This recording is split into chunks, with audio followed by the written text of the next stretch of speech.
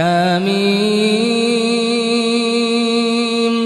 تنزيل الكتاب من الله العزيز العليم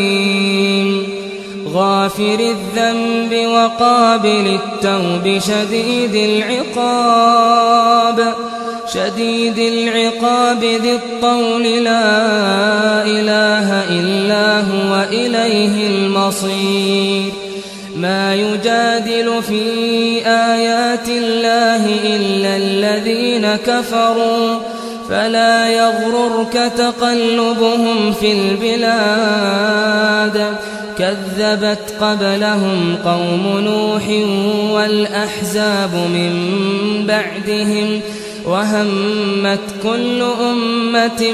برسولهم ليأخذوه وجادلوا بالباطل ليدحضوا به